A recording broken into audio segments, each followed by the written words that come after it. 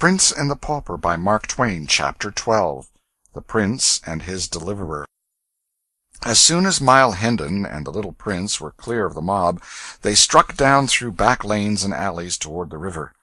Their way was unobstructed until they approached London Bridge. Then they plowed into the multitude again, Hendon keeping a fast grip upon the king's wrist. The tremendous news was already abroad, and the boy learned it from 1,000 voices at once. The king is dead. The tidings struck a chill to the heart of the poor little waif, and sent a shudder through his frame.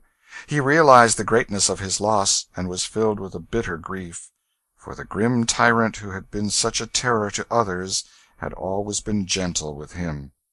The tears sprung to his eyes, and blurred all objects. For an instant he felt himself the most forlorn, outcast, and forsaken of God's creatures.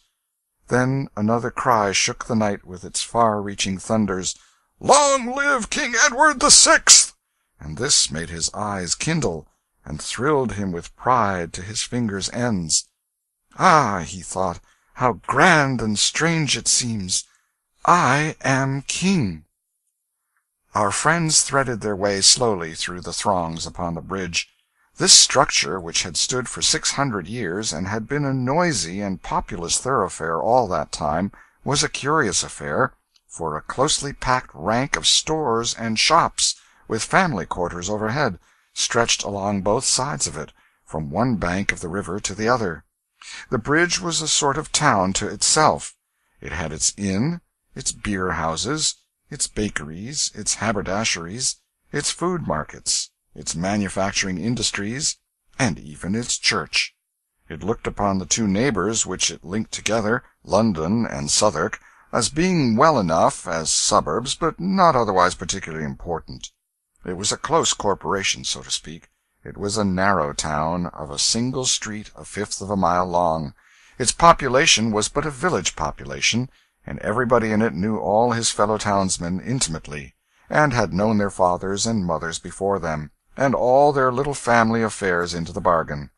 It had its aristocracy, of course, its fine old families of butchers and bakers and what not, who had occupied the same old premises for 500 or 600 years, and knew the great history of the bridge from beginning to end, and all its strange legends, and who always talked bridgy talk, and thought bridgy thoughts, and lied in a long, level, direct, substantial, bridgy way. It was just the sort of population to be narrow and ignorant and self-conceited. Children were born on the bridge, were reared there, grew to old age, and finally died, without ever having set a foot upon any part of the world but London Bridge alone. Such people would naturally imagine that the mighty and interminable procession which moved through its streets night and day, with its confused roar of shouts and cries, its neighings and bellowings and bleatings, and its muffled thunder-tramp, was the one great thing in this world, and themselves somehow the proprietors of it. And so they were, in effect. At least they could exhibit it from their windows, and did, for a consideration, whenever a returning king or hero gave it a fleeting splendor, for there was no place like it for affording a long, straight, uninterrupted view of marching columns. Men born and reared upon the bridge found life unendurably dull and inane elsewhere. History tells of one of these who left the bridge at the age of 71 and retired to the country. But he could only fret and toss in his bed. He could not go to sleep. The deep stillness was so painful, so awful, so oppressive. When he was worn out with it, at last, he fled back to his old home, a lean and haggard spectre, and fell peacefully to rest and pleasant dreams under the lulling music of the lashing waters and the boom and crash and thunder of London Bridge. In the times of which we are writing, the bridge furnished object lessons in English history for its children, namely, the livid and decaying heads of renowned men impaled upon iron spikes atop of its gateways. But we digress. Hendon's lodgings were in the little inn on the bridge.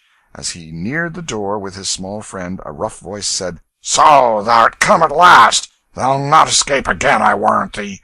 And if pounding thy bones to a pudding can teach thee somewhat, thou'lt not keep us waiting another time, mayhap."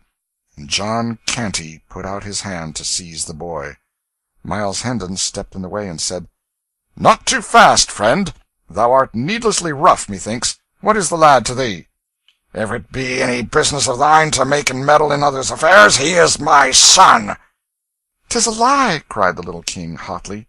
"Boldly said, and I believe thee, whether thy small head-piece be sound or cracked, my boy. But whether this scurvy ruffian be thy father or no, 'tis all one. He shall not have thee to beat thee and abuse, according to his threat, so thou prefer to abide with me."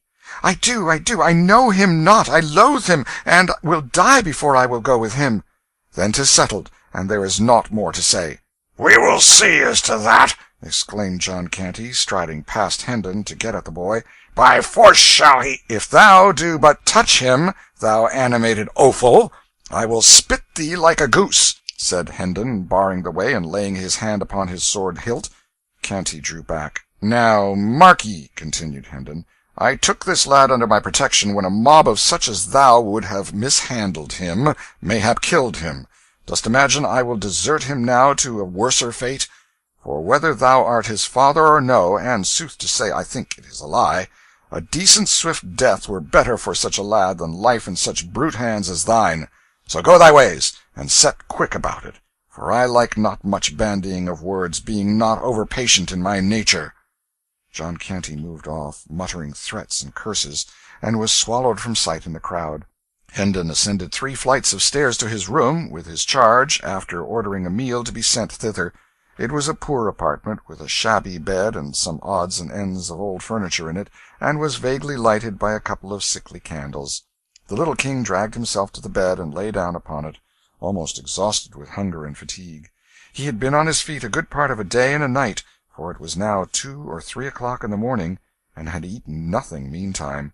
He murmured drowsily, "Prithee, call me when the table is spread," and sunk into a deep sleep immediately. A smile twinkled in Hendon's eyes, and he said to himself, "By the mass, the little beggar takes to one's quarters and usurps one's bed with as natural and easy a grace as if he owned them, with never a by your leave, or so please it you, or anything of the sort. In his diseased ravings he called himself the Prince of Wales, and bravely doth he keep up the character. Poor little friendless rat, doubtless his mind has been disordered with ill usage. Well, I will be his friend. I have saved him, and it draweth me strongly to him. Already I love the bold-tongued little rascal. How soldier-like he faced the smutty rabble, and flung back his high defiance! And what a comely, sweet, and gentle face he hath, now that sleep hath conjured away his troubles and its griefs. I will teach him, I will cure his malady, yea, I will be his elder brother, and care for him and watch over him, and whoso would shame him or do him hurt may order his shroud, for though I be burnt for it, he shall need it." He bent over the boy and contemplated him with kind and pitying interest, tapping the young cheek tenderly and smoothing back the tangled curls with his great brown hand. A slight shiver passed over the boy's form. Hendon muttered, "See, now, how like a man it was to let him lie here uncovered and fill his body with deadly rheums. Now what shall I do? 'Twill wake him to take him up and put him within the bed, and he sorely needeth sleep." He looked about for extra covering, but finding none, doffed his doublet and wrapped the lad in it, saying, "I am used to nipping air and scant apparel. 'Tis little I shall mind the cold," then walked up and down the room to keep his blood in motion, soliloquizing as before. "His injured mind persuades him he is Prince of Wales. 'Twill be odd to have a Prince of Wales still with us, now that he that was the prince is prince no more but king.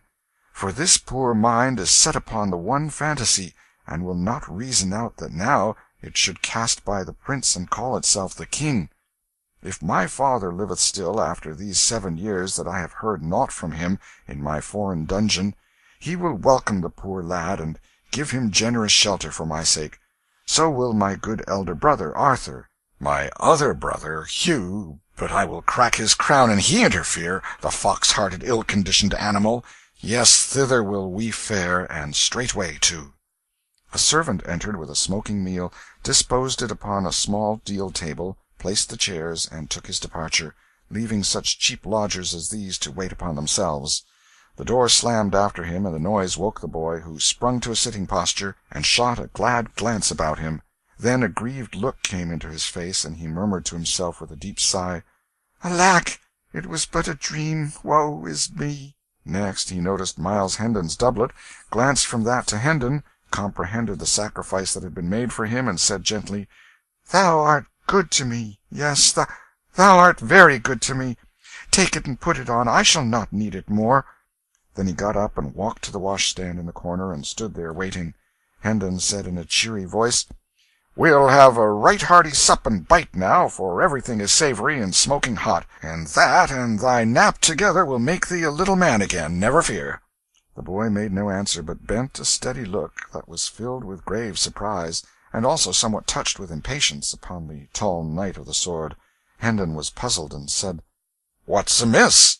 "Good sir, I would wash me." "Oh, is that all? Ask no permission of Miles Hendon for aught thou cravest. Make thyself perfectly free here, and welcome, with all that are his belongings." Still the boy stood, and moved not. More, he tapped the floor once or twice with his small impatient foot. Hendon was wholly perplexed. Said he, "Bless us, what is it?" "Prithee, pour the water, and make not so many words." Hendon, suppressing a hoarse laugh, and saying to himself, "By all the saints, but this is admirable," stepped briskly forward, and did the small insolent's bidding, then stood by in a sort of stupefaction until the command, "Come, the towel," woke him sharply up. He took up a towel from under the boy's nose, and handed it to him without comment. He now proceeded to comfort his own face with a wash, and while he was at it, his adopted child seated himself at the table, and prepared to fall to. Hendon dispatched his ablutions with alacrity, then drew back the other chair, and was about to place himself at table, when the boy said indignantly, "Forbear! Wouldst sit in the presence of the king?" This blow staggered Hendon to his foundations. He muttered to himself, "Lo, the poor thing's madness is up with the time. It hath changed with the great change that is come to the realm, and now in fancy is he king. Good lack, I must humour the conceit too. There is no other way. Faith, he would order me to the Tower else." And pleased with this jest, he removed the chair from the table, took his stand behind the king, and proceeded to wait upon him in the courtliest way he was capable of. While the king ate, a grateful sense of refreshment both of body and spirit began to steal over him. The rigour of his royal dignity relaxed a little, and with his growing contentment came a desire to talk. He said, "I think thou callest thyself Miles Hendon, if I heard thee aright?" "Yes, sire," Miles replied, then observed to himself, "If I must humour the poor lad's madness, I must sire him, I must majesty him, I must not go by halves, I must stick at nothing that belongeth to the part I play, else shall I play it ill, and work evil to this charitable and kindly cause." The king warmed his heart with a second glass of wine, and said, "I would know thee. Tell me thy story. Thou hast a gallant way with thee, and a noble. Art nobly born?" "We are of the tail of the nobility, good your majesty. My father is a baronet, one of the smaller lords, by knight service." Note, he refers to the order of baronet or baronets, the baron minor, as distinct from the parliamentary barons, not, it need hardly be said, the baronets of later creation. End of note. "Sir Richard Hendon, of Hendon Hall, by Monk's Holm in Kent." "The name has escaped my memory. Go on, tell me thy story." "'Tis not much, your majesty, yet perchance it may beguile a short half-hour for want of a better. My father, Sir Richard, is very rich, and of a most generous nature. My mother died whilst I was yet a boy.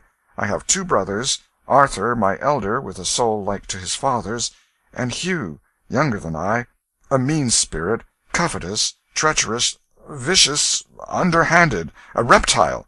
Such was he from the cradle. Such was he 10 years past, when I last saw him. A ripe rascal at 19, I being 20 then, and Arthur 22. There is none other of us but the Lady Edith, my cousin. She was 16 then, beautiful, gentle, good, the daughter of an earl, the last of her race, heiress of a great fortune and a lapsed title. My father was her guardian. I loved her, and she loved me. But she was betrothed to Arthur from the cradle, and Sir Richard would not suffer the contract to be broken.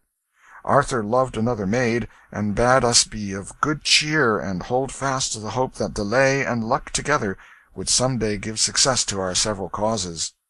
Hugh loved the Lady Edith's fortune, though in truth he said it was herself he loved. But then 'twas his way, alway, to say the one thing and mean the other. But he lost his arts upon the girl. He could deceive my father, but none else. My father loved him best of us all, and trusted and believed him, for he was the youngest child and others hated him, these qualities being in all ages sufficient to win a parent's dearest love. And he had a smooth, persuasive tongue, with an admirable gift of lying. And these be qualities which do mightily assist a blind affection to cozen itself. It was wild, in truth I might go yet farther, and say very wild, though 'twas a wildness of an innocent sort, since it hurt none but me, brought shame to none, nor loss, nor had it in any taint of crime or baseness, or what might not beseem mine honourable degree. Yet did my brother Hugh turn these faults to good account, he seeing that our brother Arthur's health was but indifferent, and hoping the worst might work him profit were I swept out of the path. So, but 'twere a long tale, good my liege, and little worth the telling. Briefly, then, this brother did deftly magnify my faults, and make them crimes, ending his base work with finding a silken ladder in mine apartments, conveyed thither by his own means, and did convince my father by this, and suborned evidence of servants and others lying knaves, that I was minded to carry off my Edith and marry with her, in rank defiance of his will. 3 years of banishment from home and England might make a soldier and a man of me, my father said, and teach me some degree of wisdom. I fought out my long probation in the Continental wars, tasting sumptuously of hard knocks, privation, and adventure. But in my last battle I was taken captive, and during the 7 years that have waxed and waned since then, a foreign dungeon hath harboured me. Through wit and courage I won to the free air at last, and fled thither straight, and am but just arrived, right poor in purse and raiment, and poorer still in knowledge of what these dull 7 years have wrought at Hendon Hall, its people and belongings. So please you, sir, my meagre tale is told. "Thou hast been shamefully abused," said the little king, with a flashing eye. "But I will right thee, by the cross will I. The king hath said it." Then, fired by the story of Miles's wrongs, he loosed his tongue and poured the history of his own recent misfortunes into the ears of his astonished listener. When he had finished, Miles said to himself, "Lo, what an imagination he hath! Verily this is no common mind, else, crazed or sane, it could not weave so straight and gaudy a tale as this out of the airy nothings wherewith it hath wrought this curious romaunt. Poor ruined little head, it shall not lack friend or shelter whilst I bide with the living. He shall never leave my side. He shall be my pet, my little comrade. He shall be cured, ay, made whole and sound. Then will he make himself a name, and proud shall I be to say, Yes, he is mine. I took him, a homeless little ragamuffin, but I saw what was in him, and I said his name would be heard some day. Behold him, observe him. Was I right?" The king spoke in a thoughtful, measured voice. "Thou didst save me injury and shame, perchance my life, and so my crown. Such service demandeth rich reward. Name thy desire, and so it be within the compass of my royal power, it is thine." This fantastic suggestion startled Hendon out of his reverie.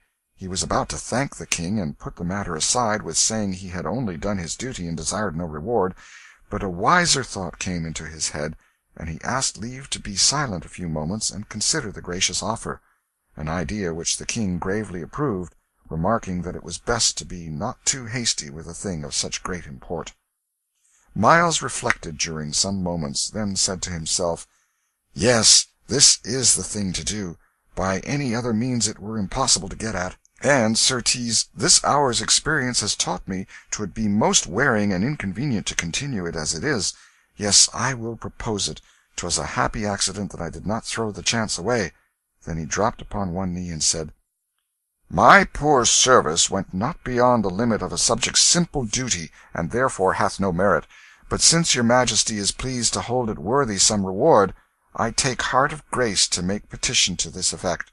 Near 400 years ago, as your grace knoweth, there being ill blood betwixt John, King of England, and the King of France, it was decreed that two champions should fight together in the lists, and so settle the dispute by what is called the arbitrament of God. These two kings, and the Spanish king, being assembled to witness and judge the conflict, the French champion appeared, but so redoubtable was he that our English knights refused to measure weapons with him. So the matter, which was a weighty one, was like to go against the English monarch by default. Now in the Tower lay the Lord de Courcy, the mightiest arm in England, stripped of his honours and possessions, and wasting with long captivity. Appeal was made to him. He gave assent, and came forth arrayed for battle.